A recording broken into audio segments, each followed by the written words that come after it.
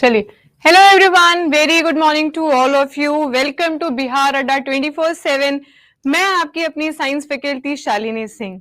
तो स्वागत करती हूँ वापस से आपके इस सुबह की इस क्लास का। मैम कल वाला पीडीएफ सेंड कर दीजिए। पीडीएफ अपलोडिंग में थोड़ी सी दिक्कत है, मैं अभी क्लास के दौरान ही आप लोग का पीडीएफ अपलोड कर दूंगी। ठीक है, देखो हम उसी पीपीटी से पढ़ने वाले हैं, डोंट वरी। मैं आप लोगों के लिए पीडीएफ, अच्छा देखो चीजें ना बहुत सारी है, आप लोगों के लिए मैं बहुत कुछ तैयार कर रही हूँ, तो थोड़ा सा वेट करो। ठीक है, रिकॉर्डेड भी अभी भी नहीं आया रिकॉर्डेड। ठीक है, मैं रिकॉर्डेड के लिए भी बोल दूंगी, don't worry don't worry don't worry don't worry don't worry. देखो आप लोगों को कोई चीज दिखाती हूँ मैं। अच्छा,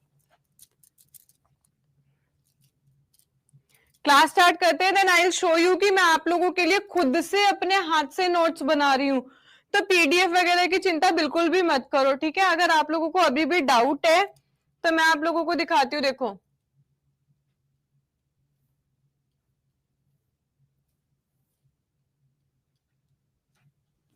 चलिए, क्लास के बाद इस बारे में बात करेंगे। ठीक है, तो क्लास की टेंशन ना लो, नोट्स की भी टेंशन ना लो, सब मेरे पे छोड़ दो। ठीक है, सब मेरे पे छोड़ दो। चलिए 1 सेकेंड प्लीज, कर्सर कहाँ गया?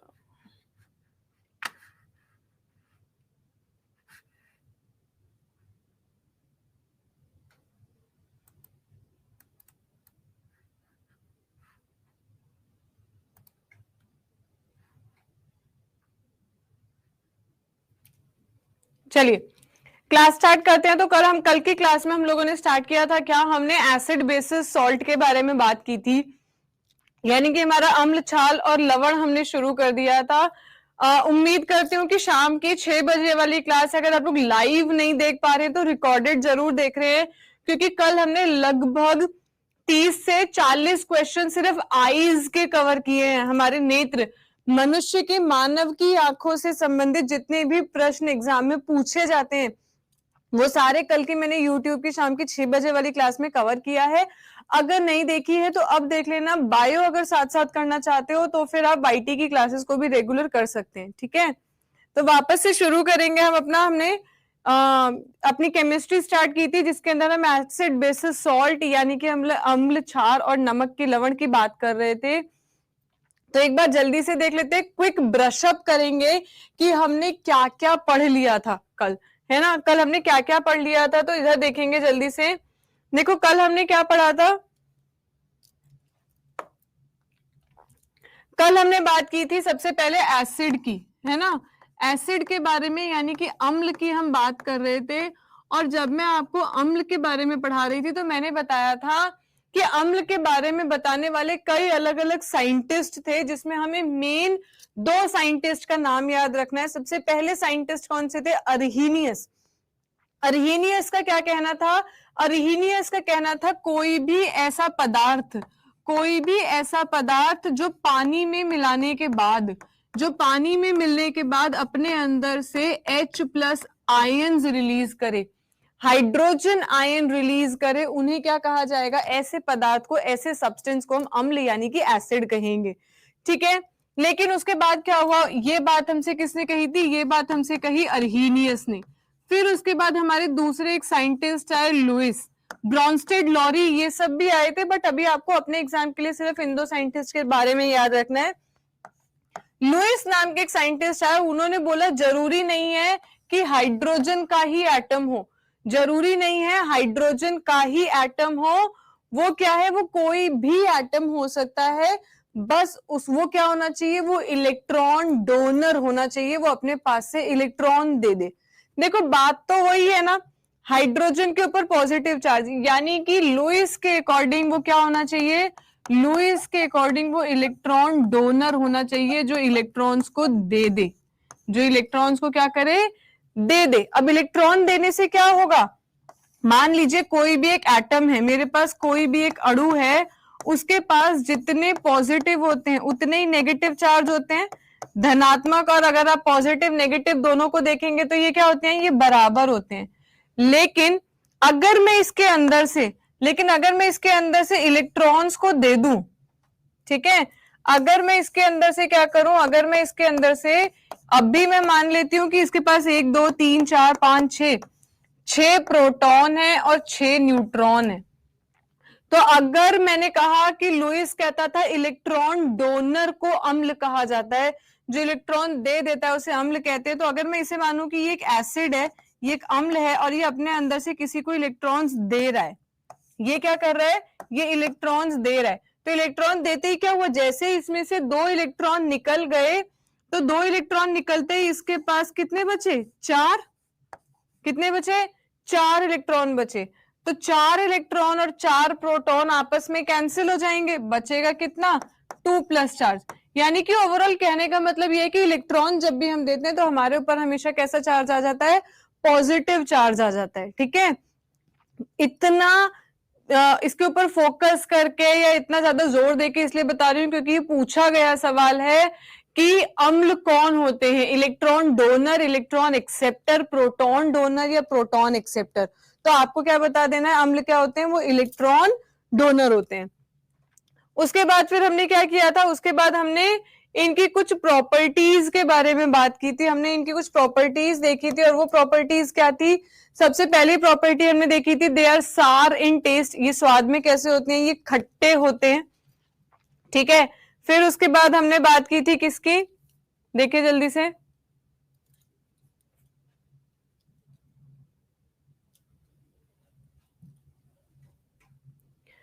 अर्हीनियस ने तो ये बता दिया था हमें, ये हमने रिवाइज कर लिया। फिर उसके बाद हमने इनकी कुछ प्रॉपर्टीज देखी थी। पहली प्रॉपर्टी क्या थी, दे आर सार इन टेस्ट, ये स्वाद में कैसे होते हैं, दे आर, ये स्वाद में कैसे होते हैं, खट्टे होते हैं। अगर कोई भी चीज खट्टी है तो वो एसिड है, अगर वो बिटर है, वो कड़वी है, तो वो क्या है, वो आपकी बेस है। लेकिन हर चीज को चख के नहीं देखा जा सकता कि वो एसिड है या बेस है, अम्ल है या क्षार है। इसीलिए एक इंस्ट्रूमेंट, एक यंत्र होता है हमारे पास जिसे कहा जाता है पीएच मीटर, जिसे कहा जाता है पीएच मीटर।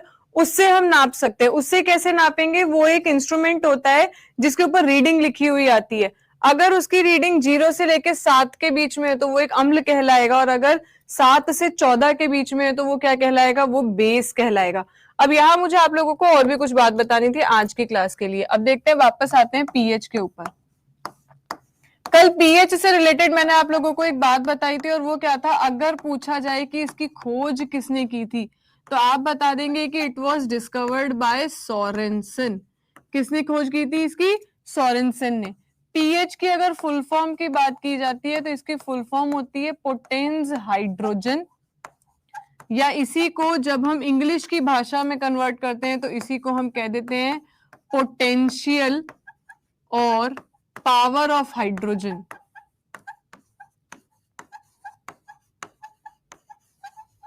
ठीक है, पावर ऑफ हाइड्रोजन, यानी कि आप कह देंगे किसकी, हाइड्रोजन की क्षमता,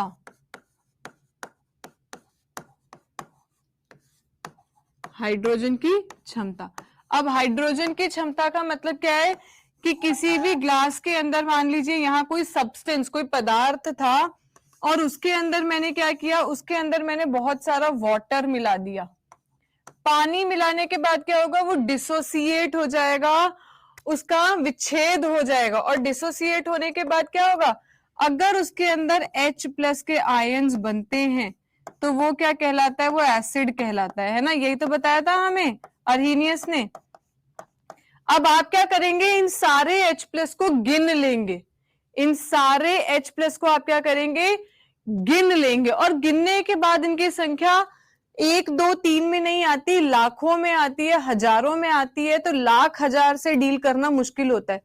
तो उस बड़ी संख्या को छोटी संख्या में कन्वर्ट करने के लिए, जो साइंस बैकग्राउंड के नहीं है उन्हें बताना चाहूंगी, बड़ी संख्या को छोटी संख्या में कन्वर्ट करने के लिए हमारे पास एक टेबल होता है जिसे बोला जाता है लॉग टेबल। जिसे क्या कहा जाता है, लॉग टेबल।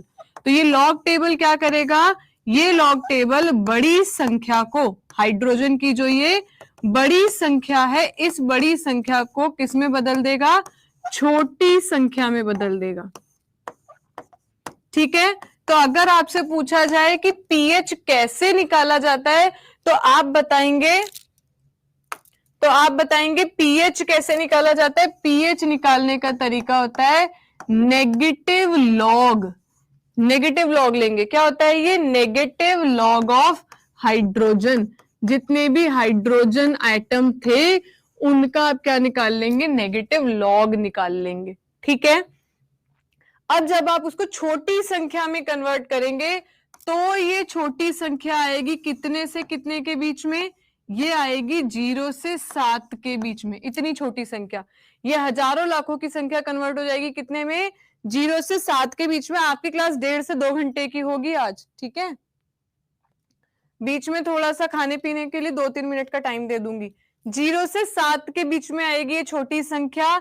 अब संख्या जितनी ज्यादा छोटी होगी, 1, 2, 3, जितनी ज्यादा छोटी संख्या होगी आप कहेंगे एसिड उतना ज्यादा क्या है, स्ट्रॉन्ग है, प्रबल है। स्ट्रॉन्ग है, कैसा है, उतना ही ज्यादा स्ट्रॉन्ग एसिड है। और संख्या जितनी बड़ी होगी, जैसे कि 4, 5, 6, जितनी बड़ी संख्या होगी आप क्या बता देंगे, एसिड कैसा है, वीक है, दुर्बल है। ठीक है, अब स्ट्रॉन्ग एसिड कौन से होते हैं और वीक एसिड कौन से होते हैं। तो बच्चे आपने नाम सुने होंगे, जैसे आपका हो गया कौन सा, हाइड्रोक्लोरिक एसिड। ये क्या है, एक स्ट्रॉन्ग एसिड, एक प्रबल अम्ल है, ये जला देगा आपको, इतना ज्यादा स्ट्रॉन्ग है। H2SO4 आपकी बैटरी के अंदर होता है। सल्फ्यूरिक एसिड, ये भी अगर आपके हाथ पे गिर गया तो आपके हाथ को जला सकता है। HNO3 नाइट्रिक एसिड, ये सब अगर अपनी कॉन्सेंट्रेटेड फॉर्म में होंगे तो ये बहुत ही ज्यादा स्ट्रॉन्ग होते हैं, ये आपको जला सकते हैं। वीक एसिड कौन से होते हैं, हम कहते हैं नहीं पेट में एसिडिटी हो गई, पेट में एसिडिटी हो गई तो वो वीक एसिड होता है, वो आपके पेट को जलाता नहीं है, वो म्यूरेटिक एसिड है। वो क्या है, म्यूरेटिक एसिड, आपके जठर रस में होता है। नींबू के अंदर एसिड होता है सिट्रिक एसिड, सेब के अंदर एसिड होता है मैलिक एसिड, आपके आंसुओं के अंदर है स्टीयरिक एसिड, है ना, सॉरी सैलिसिलिक एसिड। फैट के अंदर एसिड है, आप खा रहे हो, सैलिसिलिक एसिड। तो ये जितने भी एसिड हैं ये सब, स्टीयरिक एसिड सॉरी, ये सब एसिड क्या है, वो सब वीक है। आज हम डिटेल में इन वीक एसिड और स्ट्रॉन्ग एसिड के बारे में पढ़ेंगे। ठीक है, चलिए देखिए वापस से। तो हमने बात की थी किसकी, हाइड्रोजन की, सोरेनसन ने इसकी खोज की थी। अब ये मैंने आप लोगों से कहा था, ये आप लोगों को याद रखना है, आपको ये सारे जितने भी पीएच दिए हुए हैं ये सारे आप लोगों को याद करने होंगे। ठीक है, हमने लिटमस के बारे में भी कल बात कर ली थी कि ये ब्लू लिटमस को रेड लिटमस में कन्वर्ट कर देता है। ठीक है, और उसके बाद लिटमस क्या होता है, ये एक लाइकन से मिला पदार्थ होता है जो कि आपके प्रदूषण रहित एरिया में पाए जाते हैं। ये लाइकन एक सिम्बायोटिक एसोसिएशन बनाता है किसका, एल्गे और फंगस का, शैवाल और फंजाई का। ये सब हम कर चुके थे कल की क्लास में। ठीक है, उसके बाद इसी तरीके से एक और आर्टिफिशियल इंडिकेटर होता है मिथाइल ऑरेंज। एक ऑरेंज, जैसे आपकी फैंटा होती है ना, फैंटा या रसना होता है, ऐसे ऑरेंज कलर का एक लिक्विड होता है, उसके अंदर जब आप एसिड डालोगे ना तो वो ऑरेंज से कन्वर्ट हो जाएगा किसमें, रेड में। अगर वो ऑरेंज से रेड में कन्वर्ट हो जाता है तो इसका मतलब वो एसिड है, लेकिन अगर वो ऑरेंज से येलो में कन्वर्ट हो जाता है तो इसका मतलब वो क्या है, वो एक बेस है, वो एक क्षार है। इसी तरीके से एक और होता है फिनोफ्थिलीन। अगर भूल गए हो तो याद दिला दूं, स्कूल में अगर 10th में भी आप लोगों ने कभी टाइट्रेशन की हो, होता था, याद है, आपने अगर किया हो तो इस तरीके से एक इंस्ट्रूमेंट होता था,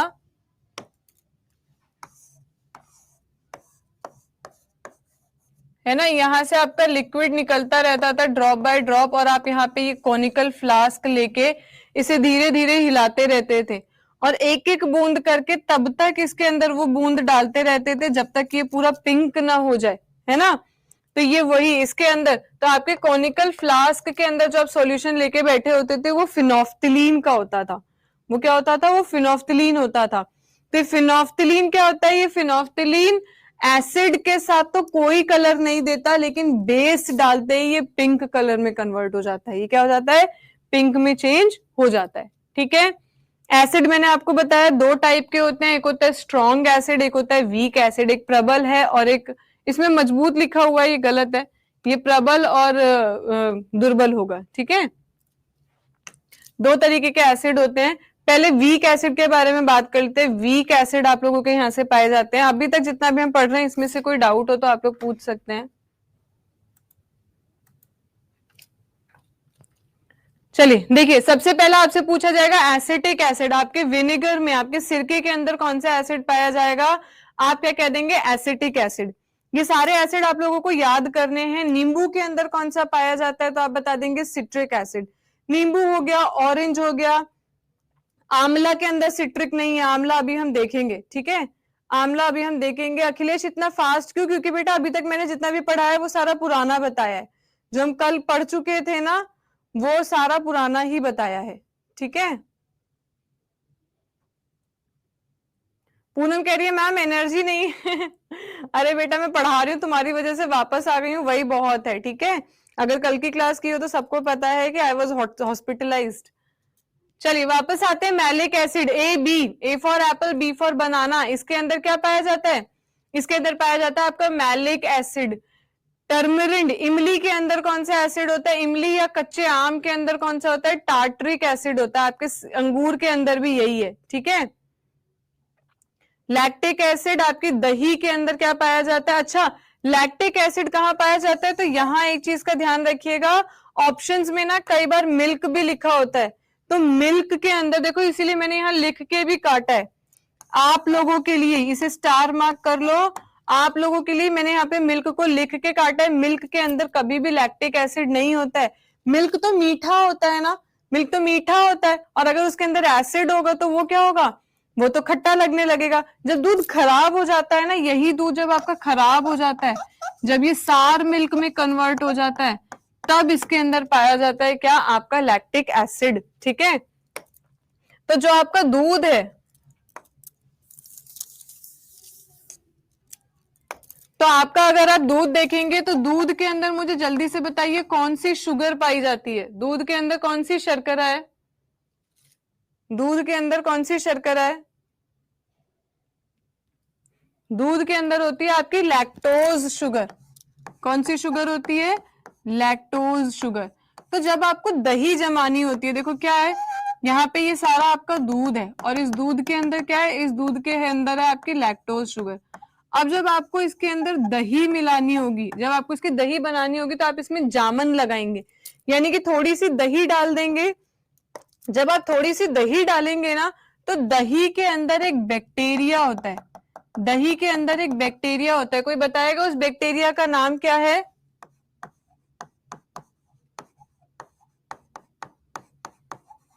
लैक्टोबैसिलस। दही के अंदर एक बैक्टीरिया होता है। कौन सा बैक्टीरिया होता है? लैक्टोबैसिलस। अब आप इसके अंदर क्या करेंगे? इस बैक्टीरिया को डाल के छोड़ देंगे रात भर के लिए। अब रात भर में क्या होगा? रात भर में ये बैक्टीरिया ग्रो करेंगे और ज्यादा बढ़ेंगे। अब जब ये बैक्टीरिया बढ़ेंगे तो बढ़ने के साथ साथ क्या होगा?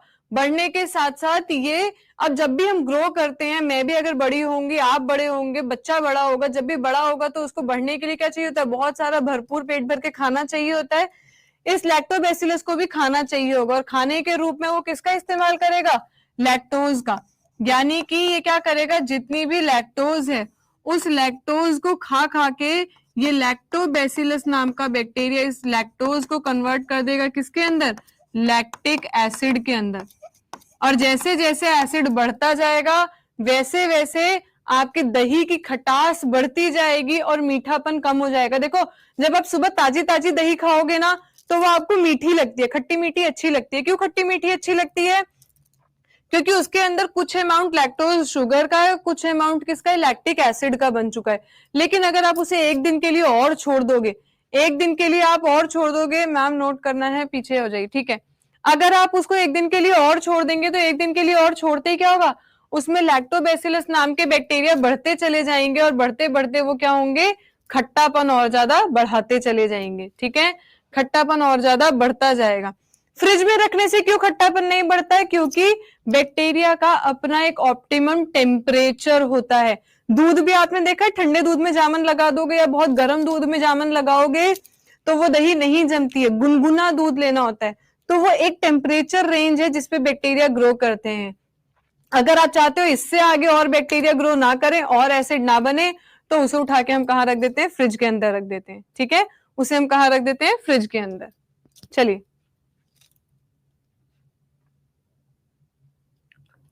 चिंता मत करो, नोट्स दूंगी, चिंता मत करो, नोट्स दूंगी, ठीक है, अपने हाथ के बने नोट्स दूंगी। गन्ने के अंदर कौन सा एसिड है, ग्लाइकोलिक एसिड है बेटा, मैंने कोई एसिड नहीं छोड़ा, इसे बहुत अच्छे से याद कर लीजिएगा।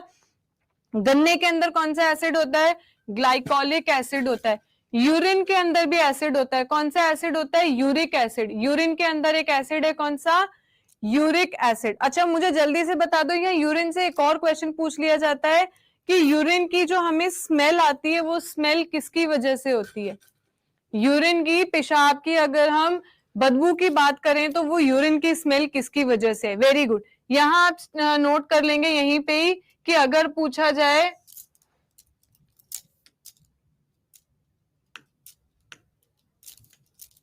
अगर आप लोगों से पूछा जाएगा कि यूरिन के अंदर आने वाली स्मेल किसकी वजह से है, तो आप बता देंगे किसकी वजह से होती है, अमोनिया की वजह से होती है, ठीक है, किसकी वजह से होती है, अमोनिया की वजह से होती है। ये जो आपका यूरिक एसिड है ना, ये यूरिया की फॉर्म में होता है, और जब ये यूरिया हमारे शरीर से बाहर आता है, ऑक्सीजन से रिएक्ट करता है, तो ये अमोनिया बना लेता है, ठीक है, हाँ ठीक है। उसके बाद यहीं से आप लोगों से एक सवाल और पूछ लिया जाता है कि यूरिन का कलर कैसा होता है। यूरिन का कलर येलो होता है। यूरिन का कलर कैसा है, येलो है। तो यूरिन का कलर येलो किसकी वजह से है, वो आप बताएंगे किसकी वजह से, यूरोक्रोम। तो यूरिन की अगर मैं बात करूं तो यहाँ यूरिन में अगर एसिड पूछा जाएगा तो आप बता देंगे कौन सा एसिड है, यूरिक एसिड है। अगर आपसे पूछा जाएगा इसकी स्मेल किसकी वजह से है तो आप बता देंगे किसकी वजह से है, अमोनिया की वजह से है।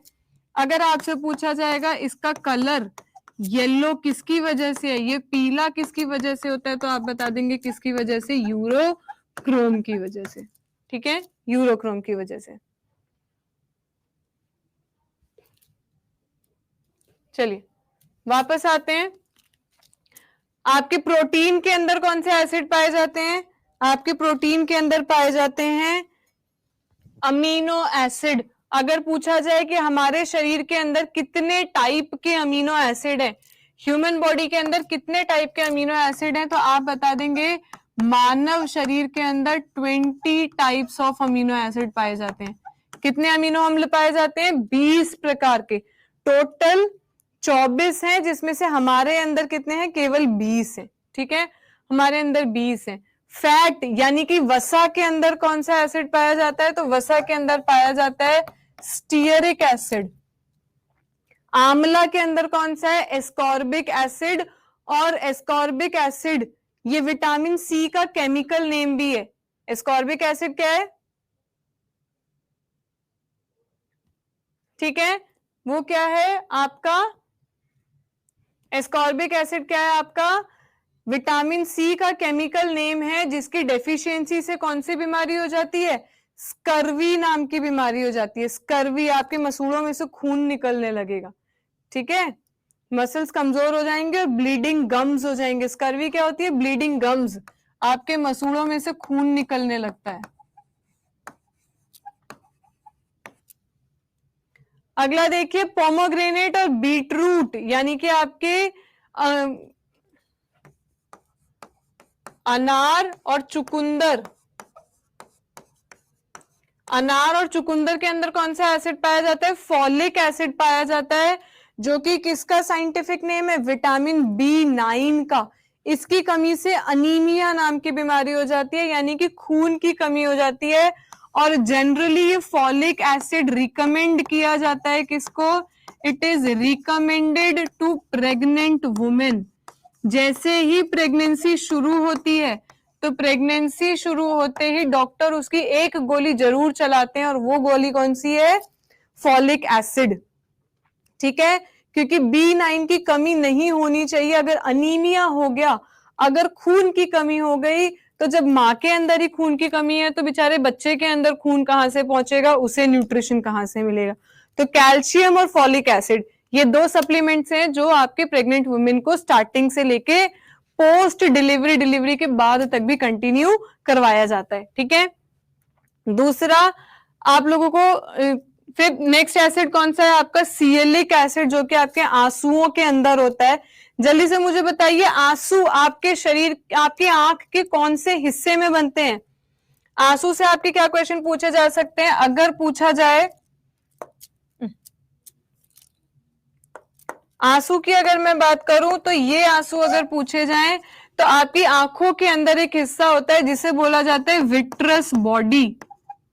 ये कहां पे बनते हैं? ये बनते हैं विट्रस बॉडी के अंदर, आपकी लेंस और रेटिना के बीच की जगह होती है ये, ठीक है, बिटवीन लेंस एंड रेटिना। दृष्टि पटल और आपके लेंस, दृष्टि पटल और लेंस के बीच का हिस्सा होता है जिसे कहा जाता है विट्रस बॉडी। यहीं पे आपका क्या बनता है? आंसू बनते हैं। और किस ग्लैंड से बनते हैं? तो आप बता देंगे लेक्राइमल ग्लैंड। आंसू बनाने के लिए हमें कौन सी ग्रंथि चाहिए होती है? तो आंसू बनाने के लिए हमें लेक्राइमल ग्रंथि चाहिए होती है। लेक्राइमल, कौन सी ग्रंथि चाहिए? लेक्राइमल, ठीक है।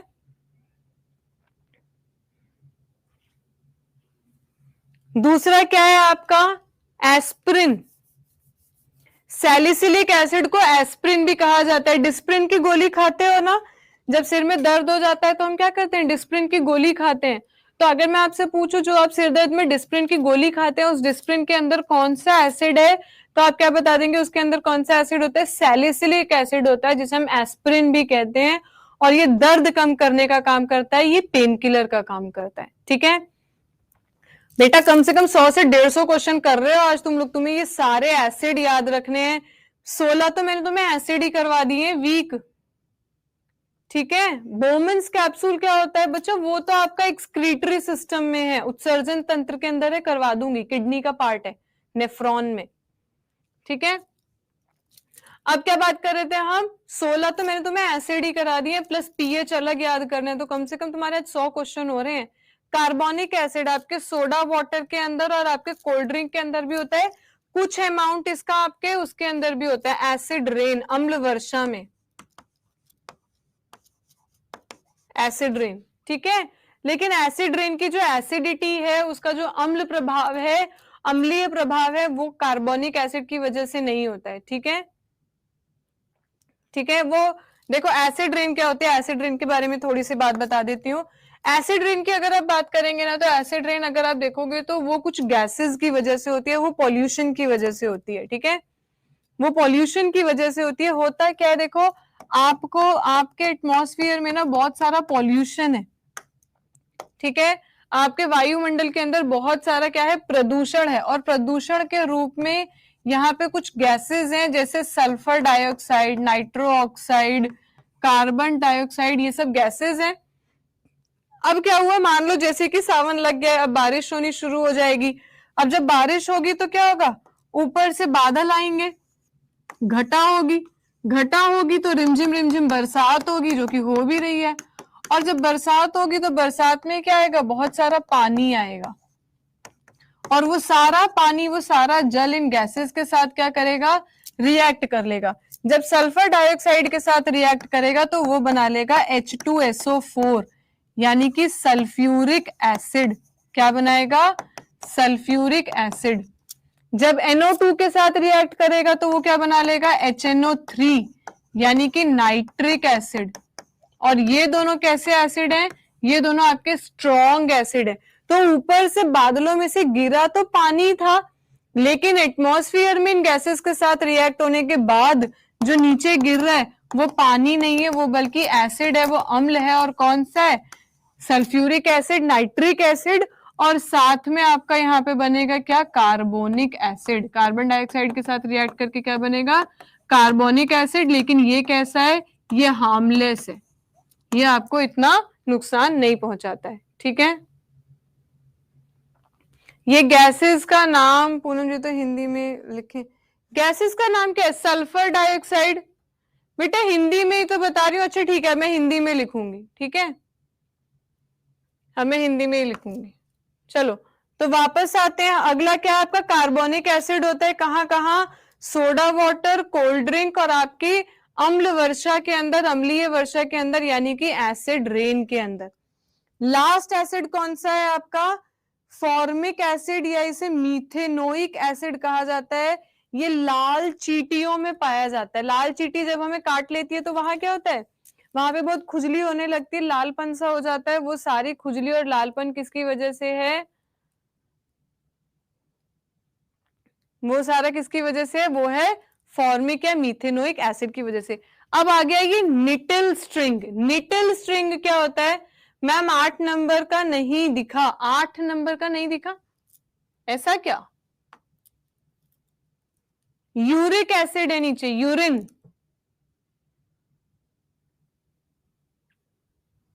हाँ, बी में भी, मधुमक्खी में भी आपको फॉर्मिक एसिड ही है। अब अगर मैं बात करूं किसकी, अपने निटिल स्ट्रिंग जो मैंने बोला था, ये एक तरीके के पत्ते होते हैं, कांटेदार पत्ते जंगल के अंदर पाए जाते हैं। वो पत्तों के भी अगर कांटे अगर लग गए तो क्या होता है, तो भी आपके पूरा लालपन हो जाता है, एलर्जी सी हो जाती है। तो वो भी किसकी वजह से हो रही है, वो सब किसकी वजह से हो रही है, वो सब इसी की हो रही है। तो देखिए लिखा भी हुआ है, निटिल लीव्स हैव स्टिंगिंग हेयर्स, पतले पतले हेयर लाइक थॉर्न्स होते हैं, उसके ऊपर कांटे होते हैं, बिल्कुल बारीक बारीक, जैसे रुआं होता है ना बाल का, ऐसे होते हैं। ये भी अगर गलती से आपके टच हो गए तो क्या कर देते हैं, खुजली कर देते हैं, क्योंकि उनके अंदर भी क्या बनता है, उनके अंदर भी मीथेनोइक एसिड बन रहा है। ठीक है। अच्छा, एक अच्छी प्रकृति की बात यह है कि जहां पे ये निटिल का पेड़ होता है ना, वहीं पे, ये निटिल का पेड़ बड़ा सा होता है, दिखा देती हूँ, वहीं पे आपके ना छोटा छोटा, उसी के नीचे अगर आप देखोगे ना तो एक छोटा सा पेड़, एक छोटा सा पौधा होगा, जिसे कहा जाता है डॉग प्लांट। जिसे क्या कहा जाता है, डॉग प्लांट। तो जैसे ही, हाँ, जैसे लेडी फिंगर में होता है, निकट बिल्कुल सही कह रहे हो, डॉग प्लांट होता है। तो कभी अगर उसकी वजह से आपकी खुजली हो गई ना, तो वहीं आप देखोगे नीचे एक छोटा सा पौधा होगा डॉग प्लांट का, आप उसे घिस लो और ये खुजली आपकी सही हो जाएगी। ठीक है, ये बिल्कुल इसके बगल में ही पाया जाता है।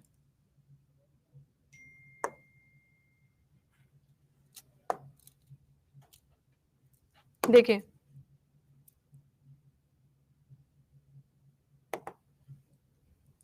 खुल जा सिमसिम।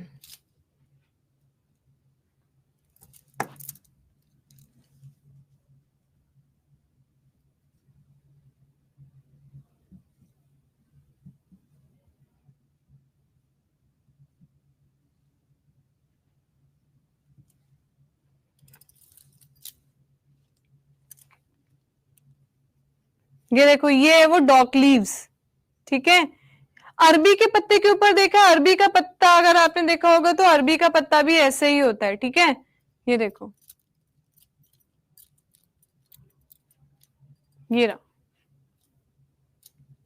यहां अगर आपको ये दिख रहा होगा तो ये वाला आपका निटिल है, ये निटिल है, और ये वाला डॉक है जो कि उसी के पास में पाया जाता है। ठीक,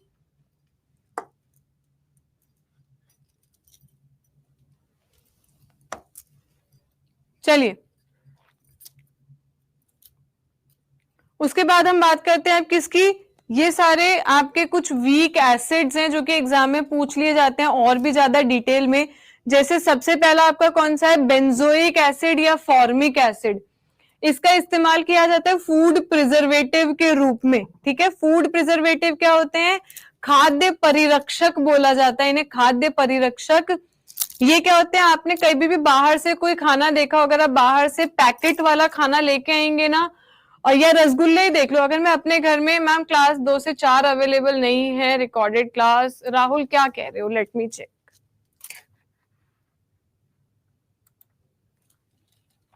मैम क्लासेस 2 to 4 अवेलेबल नहीं है, रिकॉर्डर क्लास कुछ मैंने भी मैसेज किया था, कोई बात नहीं, मैं रिकॉर्डिंग वाला आज ही इसको क्लियर कर दूंगी, रिकॉर्डिंग वाली दिक्कत आज के बाद नहीं होगी। ठीक है, चलिए वापस आते हैं फूड प्रिजर्वेटिव। तो अगर मैं रसगुल्ला अपने घर में बनाती हूँ तो वो रसगुल्ला क्या होगा, वो रसगुल्ला 2 या 4 दिन तक चलेगा, उसके बाद वो रसगुल्ला खराब हो जाएगा। लेकिन अगर आप लोगों ने देखा हो दिवाली पे या किसी भी त्योहार पे हमारे पास कैन के अंदर बीकानेर वाले के रसगुल्ले आते हैं, है ना, कैन के अंदर भी रसगुल्ला आता है, वो रसगुल्ला महीनों महीनों चल जाता है, वो खराब नहीं होता। वो क्यों नहीं खराब होता, क्योंकि उनके अंदर प्रिजर्वेटिव मिलाए जाते हैं, यानी कि ऐसे कुछ पदार्थ मिलाए जाते हैं जो उनकी रक्षा करके रखते हैं, उन्हें बोला जाता है खाद्य परिरक्षक या फूड प्रिजर्वेटिव। और फूड प्रिजर्वेटिव में आपका क्या है, फॉर्मिक एसिड या बेंजोइक एसिड मिलाया जाता है। अब फूड प्रिजर्वेटिव के बारे में भी अगर मैं आप लोगों को बताऊं तो दो तरीके के आपके फूड प्रिजर्वेटिव होते हैं। ये जो फूड प्रिजर्वेटिव है यानी कि आपके खाद्य परिरक्षक हैं, ये दो तरीके के होते हैं। दो तरीके के कौन से होते हैं? एक को बोल दिया जाता है क्लास 1 प्रिजर्वेटिव और एक को बोला जाता है क्लास 2। ठीक है, क्लास 1 या क्लास 2, वर्ग 1 या वर्ग 2, दो बनाया गया है। ठीक है, नहीं शिवांगी, एक साइंस की सेकंड क्लास है। क्लास 1 के अंदर आ जाते हैं आपके सारे नेचुरल प्रिजर्वेटिव। मुझे बताओ खाने के अंदर प्राकृतिक ऐसी कौन सी चीज आप मिला सकते हो जिससे खाना खराब ना हो? क्या मिला सकते हैं? ऐसी क्या चीज मिला सकते हैं कि हमारा खाना खराब ना हो? क्या चीज ऐसी है जो हम साल भर तक खाते हैं, घर में एक दिन बनाते हैं और पूरे साल खाते हैं? क्या है वो बताओ? नमक घर में बनाते हो? अच्छा, नेचुरल प्रिजर्वेटिव बता रहे हो, ठीक है। अचार, अचार के अंदर क्या होता है? अचार के अंदर होता है क्या? हमारा सॉल्ट यानी कि नमक। ठीक है, मुरब्बा बनाते हो आंवले का या किसी भी चीज का, उसके अंदर क्या होती है? शुगर होती है।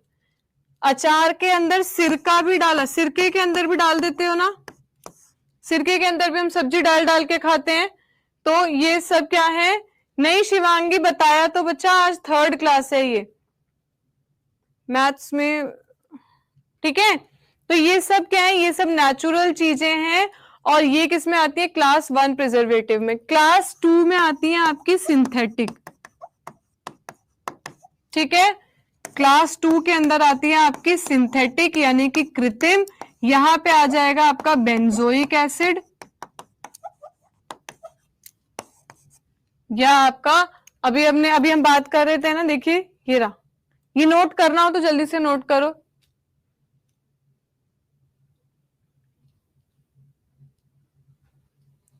शिवांगी, बाकी 2 क्लासेस का वीडियो अवेलेबल नहीं हो रहा है, ये कुछ टेक्निकल आईटी की तरफ से टेक्निकल इशू है। मैं अभी जस्ट आफ्टर द क्लास आप लोगों का उसको सॉर्ट करवा दूंगी। ठीक है, जस्ट आफ्टर द क्लास उसको सॉर्ट करवा दिया जाएगा, वो सही करवा दूंगी मैं, आज ही मिल जाएगी आप लोगों को।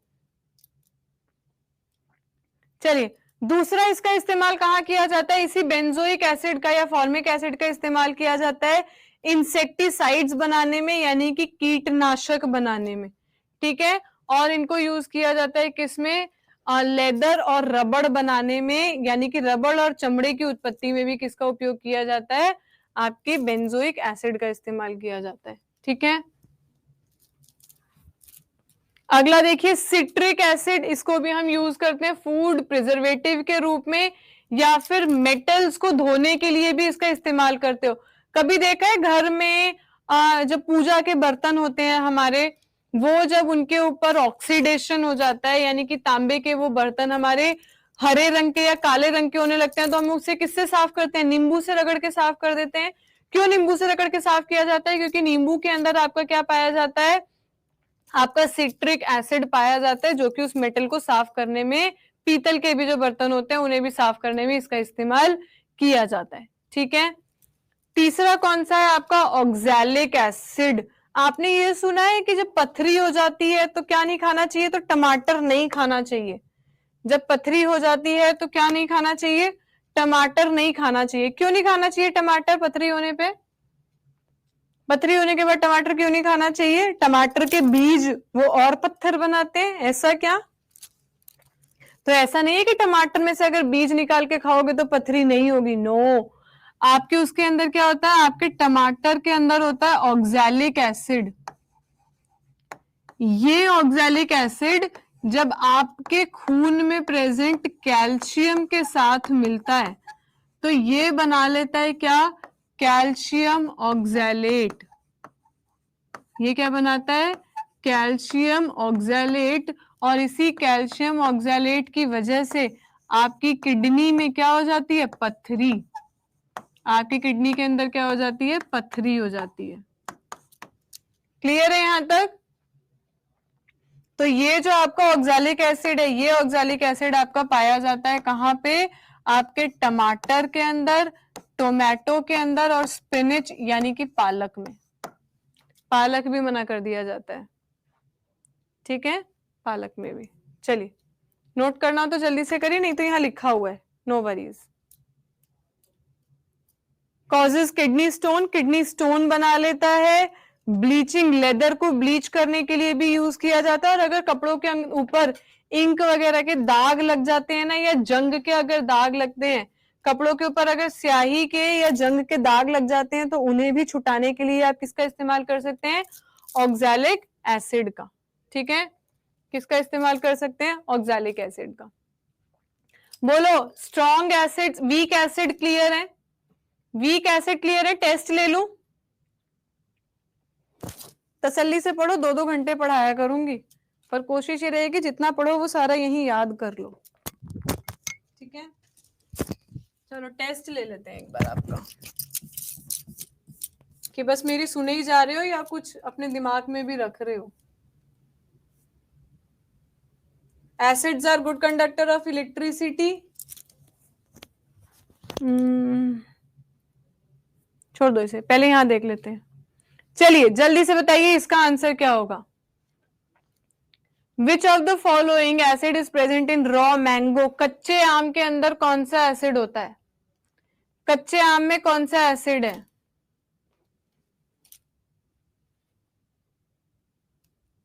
कच्चे आम के अंदर कौन सा एसिड है आपका? टार्टरिक एसिड है। कच्चे आम में कौन सा एसिड है? टार्टरिक। आपका करेक्ट आंसर क्या है? Option number D.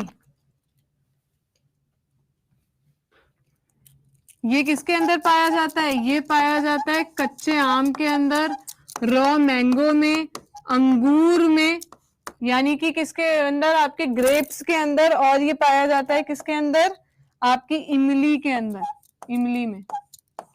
Acetic acid किसके अंदर होता है? आपके सिरका के अंदर, यानी कि विनेगर के अंदर। मैलिक एसिड होता है आपका किसमें? सेब में। सेब, केला और नाशपाती। सेब, केला और नाशपाती। और ऑक्सैलिक एसिड अभी आपको थोड़ी देर पहले ही बताया था, ऑक्सैलिक एसिड होता है आपका किसमें? टमाटर में और पालक में। टमाटर के अंदर और पालक के अंदर। ठीक है, चलिए अगले क्वेश्चन की तरफ बढ़ते हैं। According to Bronsted Lowry theory an acid is, Bronsted Lowry theory के अकॉर्डिंग एसिड क्या होते हैं? प्रोटॉन डोनर, प्रोटॉन दाता, इलेक्ट्रॉन डोनर, इलेक्ट्रॉन दाता, प्रोटॉन एक्सेप्टर, प्रोटॉन स्वीकर्ता, या प्रोटॉन, अच्छा यहाँ पे सारा प्रोटॉन डोनर आएगा। यहाँ दो ऑप्शन एक जैसे हो गए।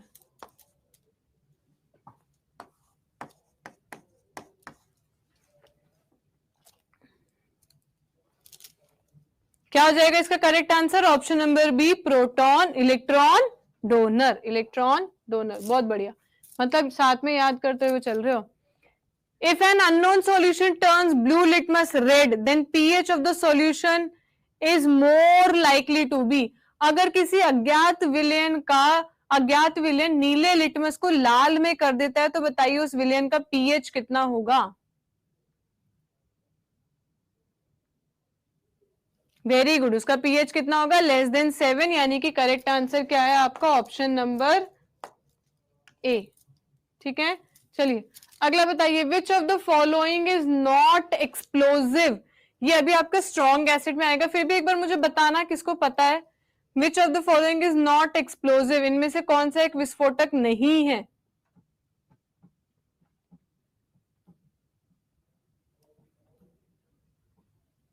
वेरी गुड, आलम नहीं है। K2SO4, Al2SO4 होल थ्राइस, ये आपका क्या है? आलम, यानी कि फिटकरी, ये आपका नहीं है। बाकी इसे अगर देखोगे तो TNT होता है, ट्राई नाइट्रोटोलुइन। ठीक है, ये होता है आपका ट्राई नाइट्रोफिनॉल।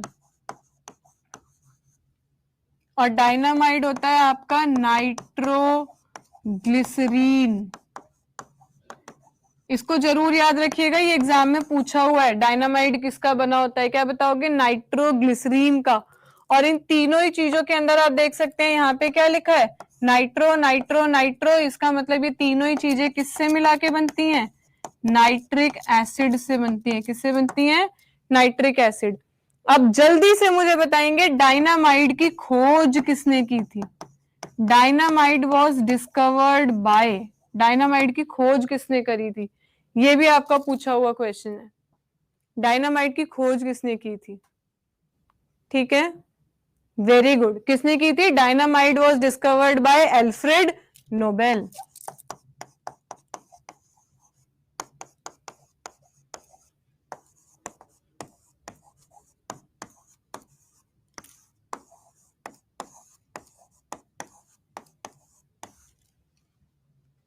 क्लियर है? अच्छा एक बात, क्योंकि ये आप लोगों की ऑलमोस्ट फॉर्मली पहली क्लास है, मुझे ये बताओ क्लास के अंदर कोई चेंजेस, कोई चीज अलग चाह रहे हो आप लोग? क्लास और स्लो चलनी चाहिए, क्लास और फास्ट चलनी चाहिए, या कोई भी दिक्कत हो? मैम थ्योरी मत बताओ, सीधे क्वेश्चन कराओ, या मैम क्वेश्चन मत कराओ, खाली थ्योरी बताओ। कोई भी दिक्कत लग रही है? क्योंकि अभी आगे हमें पूरे महीने पढ़ना है, तो क्लास उसी हिसाब से चलेगी जैसी आप चाहेंगे। अगला बताइए, टीयर्स के अंदर कौन सा एसिड है? थोड़ा स्लो चलना चाहिए। कोई कह रहा है मैडम फास्ट चलना चाहिए, इसका मतलब मैं सही चल रही हूँ। आगे बताओ, आंसुओं में कौन सा एसिड है? जब रो रो के अपने दुखड़े किसी के सामने रखते हो तो आंखों से कौन सा एसिड बहता है? जल्दी से बताएंगे, जल्दी से बताएंगे कौन सा एसिड?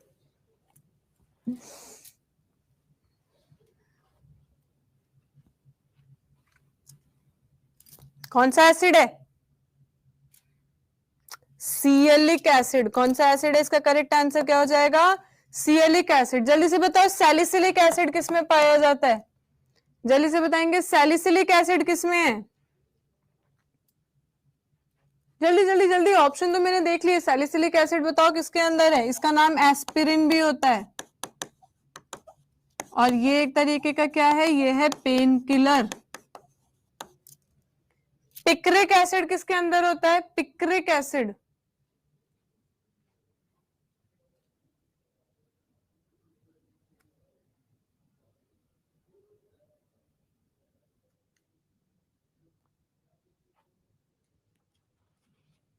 मैलिक एसिड में आप लोगों को बताई चुकी थी, ये सेब क्या। चलिए जल्दी जल्दी करते हैं, आगे क्वेश्चन बताओ। Which of the following is baking soda? ये हमने अभी करा नहीं है। हाइड्रोक्लोरिक एसिड और नाइट्रिक एसिड, एक्वारेजिया हमने नहीं किया है, आलम नहीं किया है। Scurvy is cause due to the deficiency of, जल्दी से बताइए। Scurvy is caused due to the deficiency of, very good, vitamin C. और इसका केमिकल नेम क्या है? Ascorbic acid. इसका केमिकल नेम क्या है? Ascorbic acid.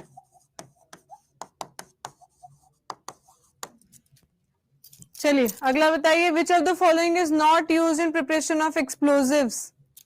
छोड़ दो। Which of the following is blue vitriol, नीला थोथा, एस्पिरिन? यहां बताओ, बता चुकी हूं अभी थोड़ी देर पहले ही। इनमें से एस्पिरिन कौन सा है?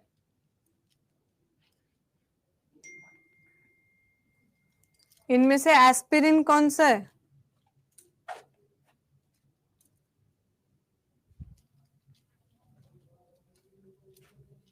कौन सा हो जाएगा करेक्ट आंसर? Salicylic acid. चलिए, which of the following causes acid rain? इसका आंसर बता दो। Which of the following causes acid rain? Acid rain के अंदर क्या है? सल्फ्यूरिक एसिड, नाइट्रिक एसिड, या दोनों है, या दोनों में से कोई भी नहीं है?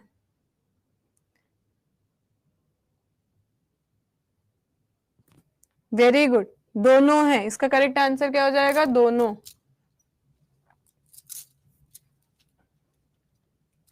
अगला बताइए, litmus is obtained from?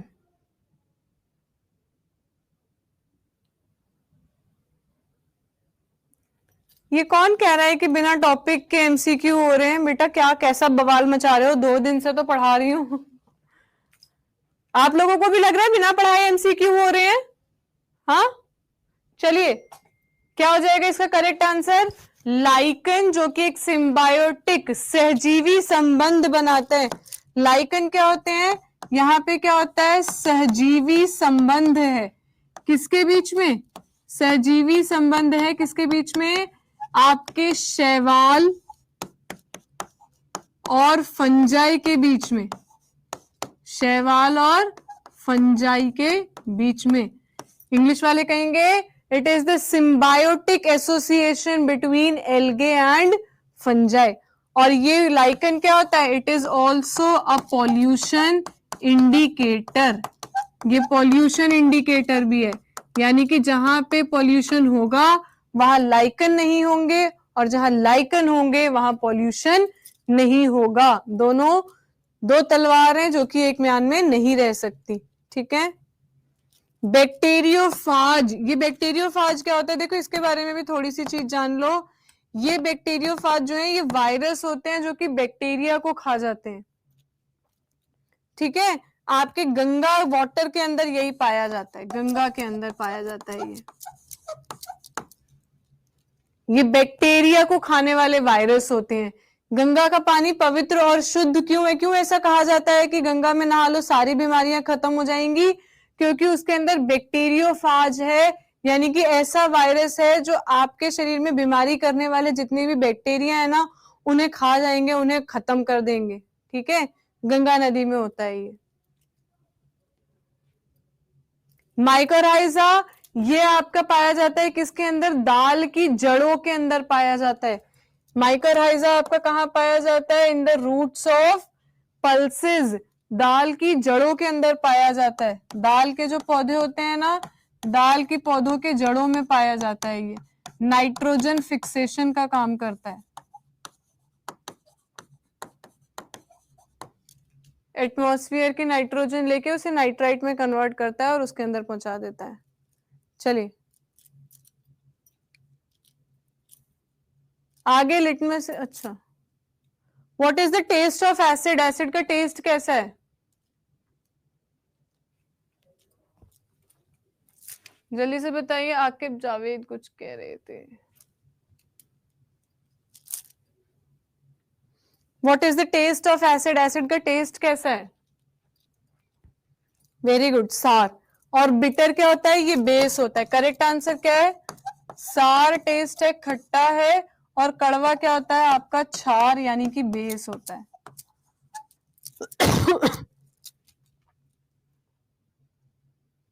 Antacid अभी हमने नहीं करा, बैटरी एसिड नहीं करा, व्हाइट विट्रियोल नहीं करा। किडनी स्टोन बताओ। बेस अभी करवा रही हूँ बेटा, करवा रही हूँ, सब्र रखो।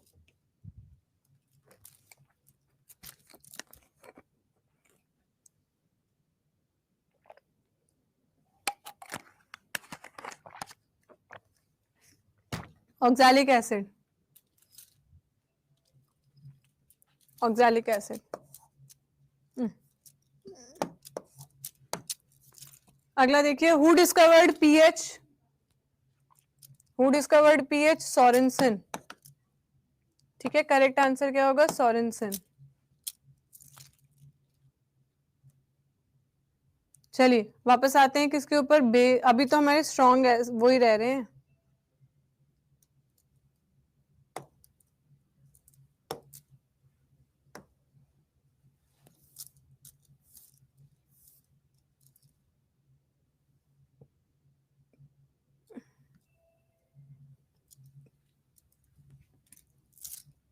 तो यहां तक हमने कर लिया था। अगला आते हैं हम किसके ऊपर? ये तो फिर वहीं आ गया।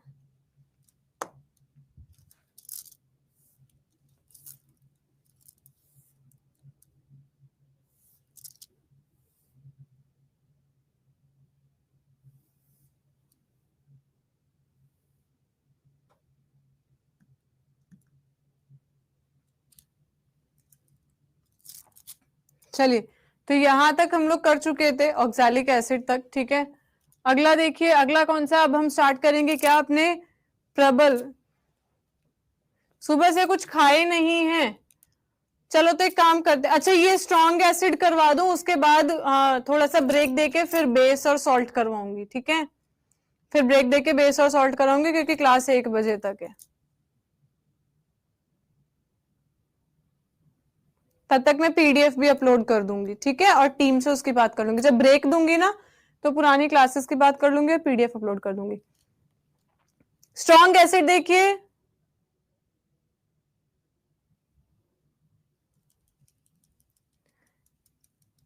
निवेदिता, हाँ डेली 2 घंटे की क्लास होगी, मेरे सब्जेक्ट की 2 घंटे की होगी क्योंकि साइंस का अलग से एक पेपर है पूरा, ठीक है। चलिए हाइड्रोक्लोरिक एसिड, चलो ब्रेक दे देती हूँ, ज्यादा देर का नहीं है, करेक्ट 12 बज रहे हैं और 12:10 पे वापस से क्लास शुरू हो जाएगी, ठीक है। 12:10 पे वापस से क्लास शुरू हो जाएगी, मैं तब तक पीडीएफ अपलोड कर दूंगी।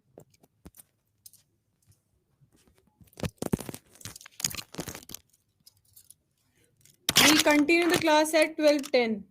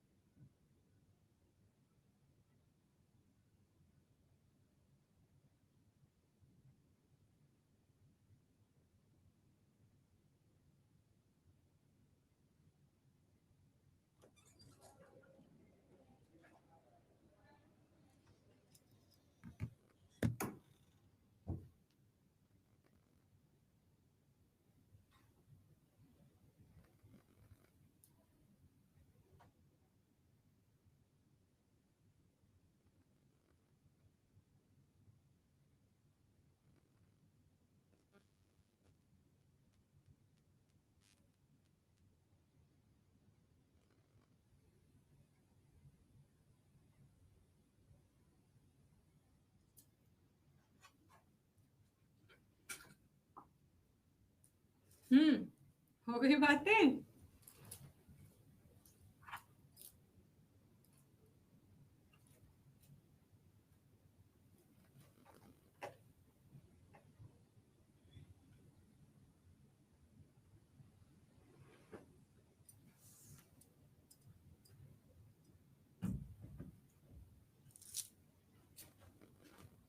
प्रिंस, आपका साइंस बैकग्राउंड नहीं है बेटा, इसलिए आपको समझ में नहीं आ रहा होगा।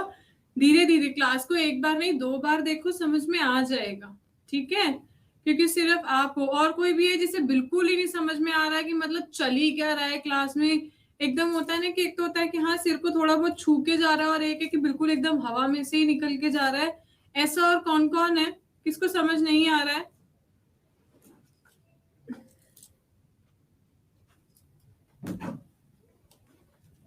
चलो मैं आपके पीडीएफ का भी काम करती रहती हूँ तब तक। बताओ और कौन है ऐसा जिसको समझ में नहीं आ रहा है? नहीं तो अगले 1 मिनट में हम वापस से क्लास कंटिन्यू करने वाले हैं।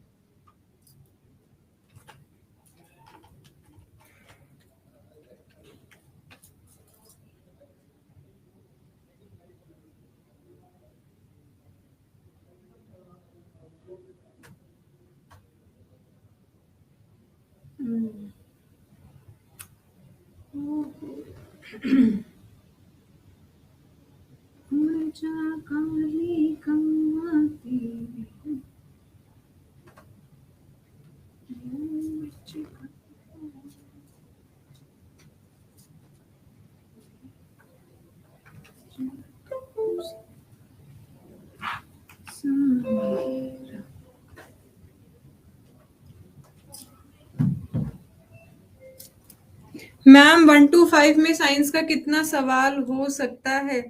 बेटा देखो, साइंस का आप लोग परेशान मत हो, मैं आप लोगों को साइंस की कोई भी चीज वो नहीं बता रही हूँ जो एक्स्ट्रा हो। ठीक है, जो एक्स्ट्रा हो, टू द पॉइंट ही चल रहा है, टू द पॉइंट ही चल रहा है बिल्कुल भी। आपको मैंने देखो ना तो इलेक्ट्रॉन कैसे डोनेट होते हैं, ना प्रोटॉन कैसे एक्सेप्ट होते हैं, इन चीजों में तो मैं गई ही नहीं हूँ। मैं तो सिर्फ आप लोगों को वो बता रही हूँ कि डेली लाइफ में जो जो इस्तेमाल होती है आपको उनके नाम पता होने चाहिए। और आपको पता है जब 1 to 5 हम एनसीईआरटी की बात करते हैं ना, जब 1 to 5 हम एनसीईआरटी की बात करते हैं तो उसमें क्या होता है कि आपने देखा एनसीईआरटी की बुक के नीचे एक जगह लिखा होता है डू यू नो, पीले रंग का एक बॉक्स बना होता है। एनसीईआरटी आपसे ये उम्मीद करती है कि आपको यहाँ तक कि वो बातें भी पता हो, आप अपने टीचर से पूछ चुके हो। ठीक है,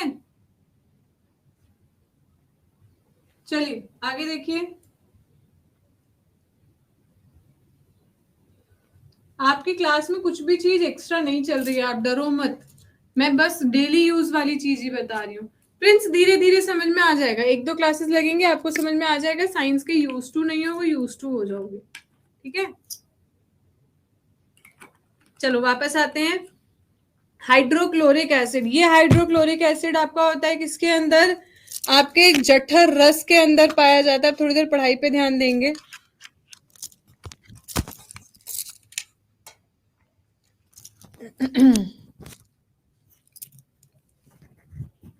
क्या पूछ रहे हो पूनम ज्योति? दोबारा एक बार क्वेश्चन बता दो बेटा, रह गया होगा। मैम बिहार एसएससी सीजीएल और बीपीएससी टीचर के साइंस का सिलेबस सेम है? हाँ ऑलमोस्ट सेम है। चलो अब थोड़ी देर बातें बंद करके पहले पढ़ाई कर लो, फिर बात करेंगे। हाइड्रोक्लोरिक एसिड, हाइड्रोक्लोरिक एसिड ये आपका पाया जाता है किसके अंदर? ये पाया जाता है आपका जठर रस के अंदर। पेट के अंदर जो गैस्ट्रिक जूस होता है, जो जठर रस होता है, इस जठर रस के अंदर क्या पाया जाता है? Hydrochloric acid. और जब ये हाइड्रोक्लोरिक एसिड आपके पेट के अंदर प्रेजेंट होता है तो ये पानी के साथ घुला हुआ होता है। केवल 1% हाइड्रोक्लोरिक एसिड होता है, बाकी 90% 99% क्या है? आपका पानी है। और जब यही हाइड्रोक्लोरिक एसिड आपका पानी के साथ मिल जाता है तो उसको कहा जाता है म्यूरेटिक एसिड। तो जब आपसे बोला जाएगा आपके पेट के अंदर कौन सा एसिड है, तो आप बता देंगे या तो हाइड्रोक्लोरिक एसिड ऑप्शन में होगा, अगर हाइड्रोक्लोरिक नहीं हुआ तो फिर क्या होगा? म्यूरेटिक एसिड होगा। दूसरा ये आपका इस्तेमाल होता है किसके अंदर, एक्वा रेजिया के अंदर। अब एक्वा रेजिया क्या होता है, एक्वा रेजिया होता है बेटा, पहले ना गांव में घूम घूम के बहुत इनको सोने की चीज को साफ करते थे। ऐसा कहते थे कि काम करो, आप अपनी अंगूठी मुझे निकाल के दे दो, मैं इसे साफ करके दे दूंगा। और देखो वो वाकई में उसे साफ करते थे, दो तरीके से साफ कर देते थे। उनके पास क्या होता था, उनके पास होता था केमिकल,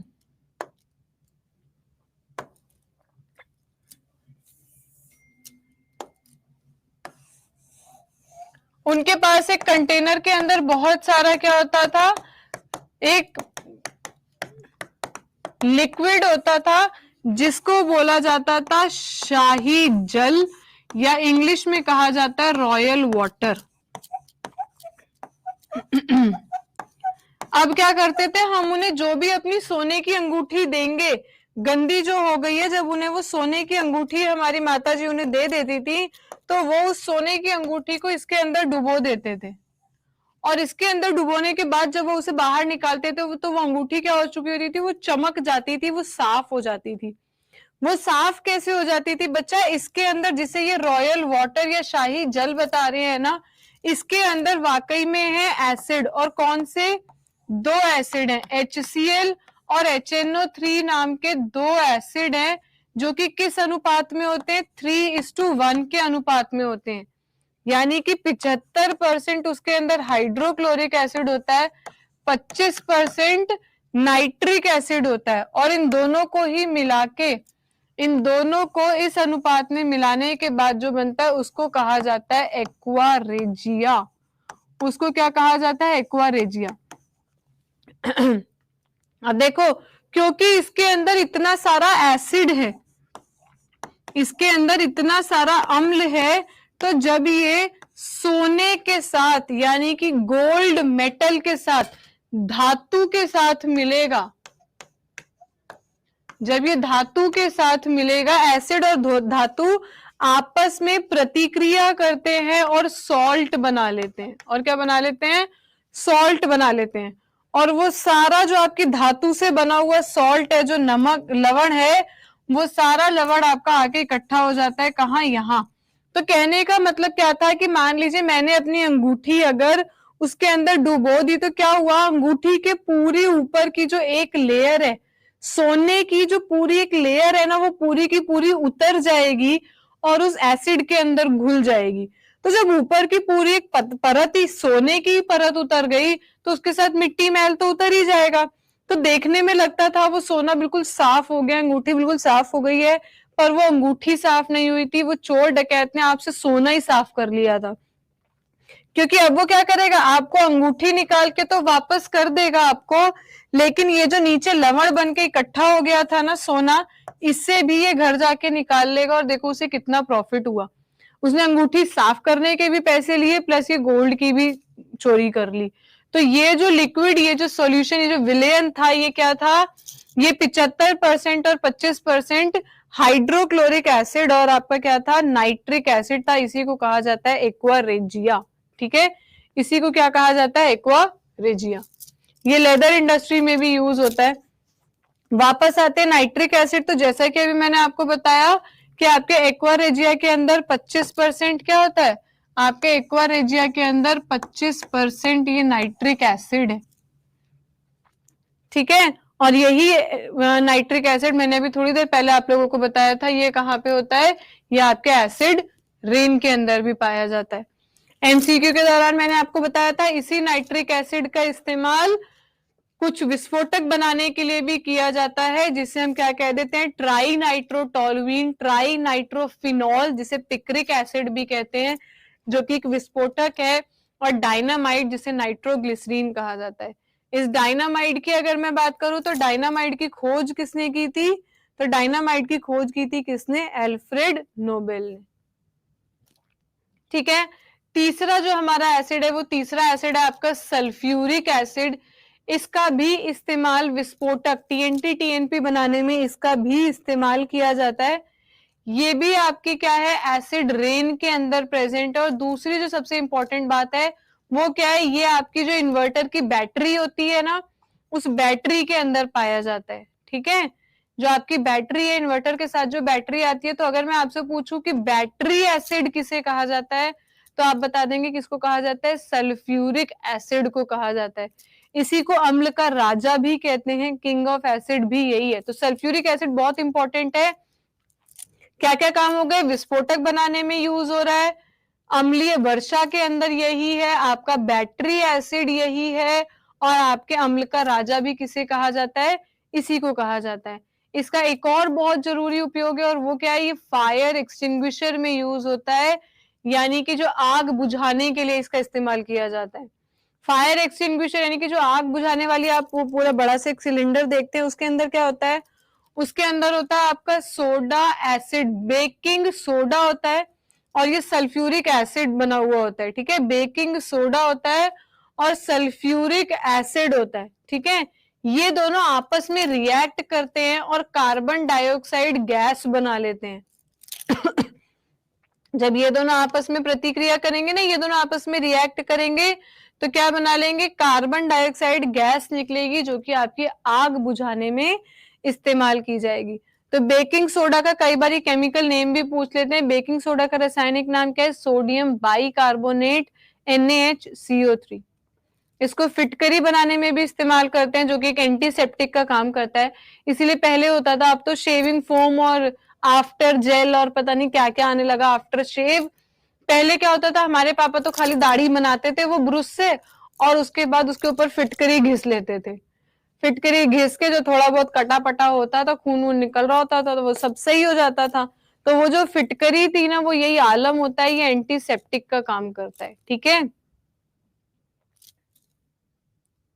अब ये जो आपका सल्फ्यूरिक एसिड है, इसे ऑयल ऑफ विट्रियोल भी कहा जाता है। सल्फ्यूरिक एसिड को और क्या कहा जाता है, ऑयल ऑफ विट्रियोल। ऐसे और भी कई चीज पूछे जाते हैं, ये एग्जाम में कई बार पूछा हुआ सवाल है कि बताइए नीला तोता नहीं थोथा, नीला थोथा किसे कहते हैं। तो नीला थोथा किसे कहा जाता है, कॉपर सल्फेट को। नीला थोथा किसे कहा जाता है, कॉपर सल्फेट को। उसके बाद अगर आप लोगों से पूछ लिया जाए कि ग्रीन सल्फेट किसे कहा जाता है, तो आयरन सल्फेट को हरा थोथा कहा जाता है, और जिंक सल्फेट को श्वेत थोथा कहा जाता है, श्वेत थोथा।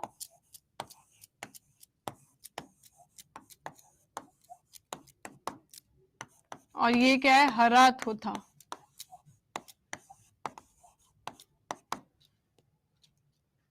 ठीक है, चलिए। एसिड मेटल के साथ, अभी मैंने बताया था, मेटल के साथ रिएक्ट करके सॉल्ट और हाइड्रोजन गैस बना लेता है। बिजली का ये क्या है, ये it is a good conductor, ये अच्छा संचालक है। कंडक्टर का मतलब क्या हो गया, संचालक।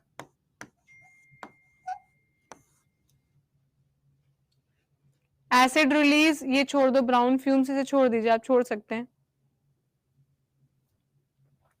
ये हमने कर लिया था, ये कर लिया, ये कर लिया,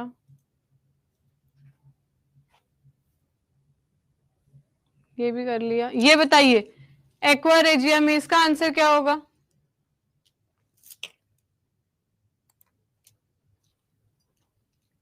इसका आंसर बताइए क्या होगा।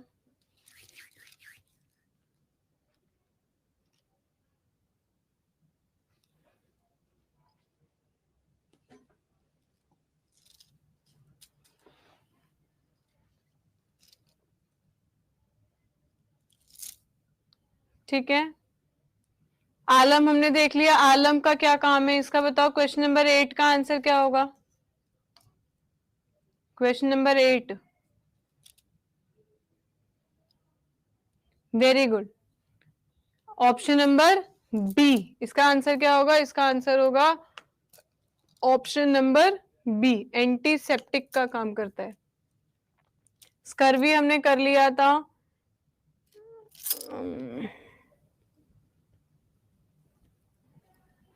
बताइए इनमें से कौन सा अम्ल आपका विस्फोटक बनाने के लिए इस्तेमाल नहीं होता है।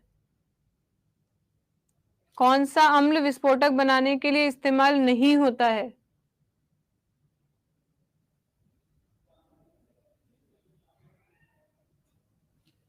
Very good, hydrochloric acid. कौन सा नहीं होता है?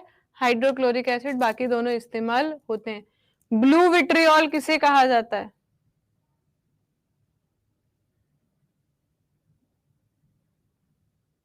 नीला थोथा।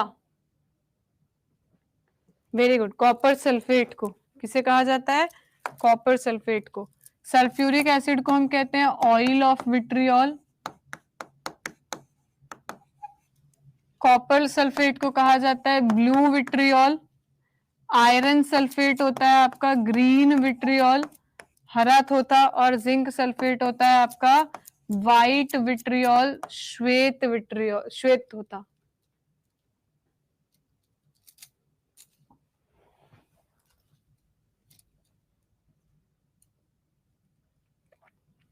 ठीक है, ठीक है इंदु कुमारी, जल्दी जल्दी नोट करते रहो।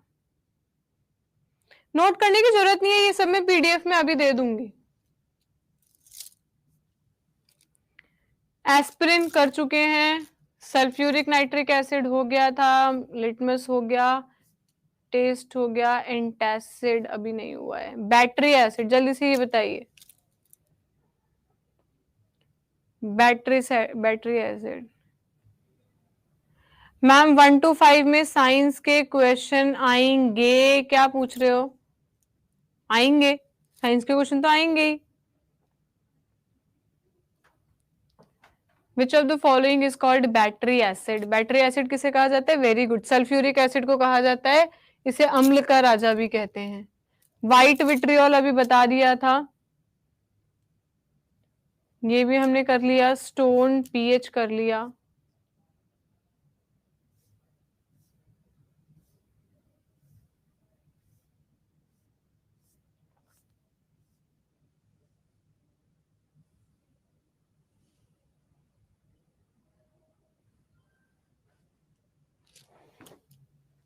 चलिए वापस आते हैं किस पे? हमारे बेस के ऊपर।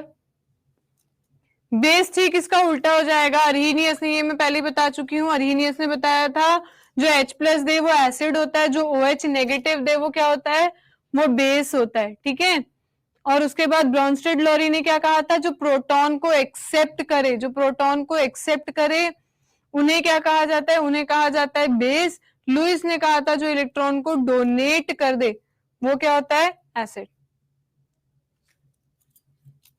चलो इसकी पीडीएफ में आप लोगों को दे दूंगी। देखो कल हम अगला टॉपिक शुरू करेंगे, छोटी सी चीजें उन्हें बताने दो। ये तो हम पीएच देख ही चुके थे। वो ब्लू लिटमस को रेड में करता है, ये रेड लिटमस को ब्लू कर देता है। ठीक, एसिड का उल्टा उल्टा है। इसका पीएच कितना होता है? 7 से ज्यादा होता है।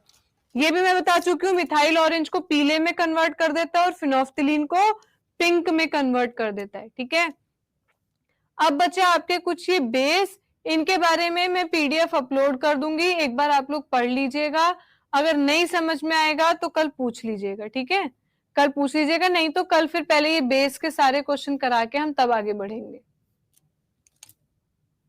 हाँ प्रिंस, बायो की क्लास शाम में 6 बजे है। आज शाम को 6 बजे आपका यूट्यूब पे स्केलेटन सिस्टम होगा, कंकाल तंत्र। ठीक है, कंकाल तंत्र शाम को 6 बजे कर सकते हो।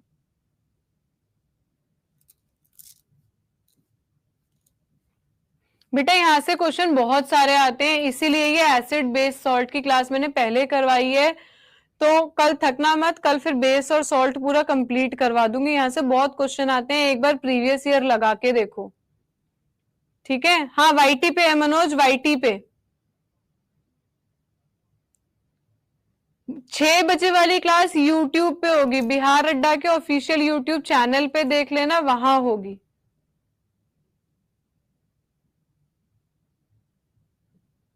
चलिए तो कल की क्लास में मिलेंगे, तब तक के लिए good luck everyone, all the very very best.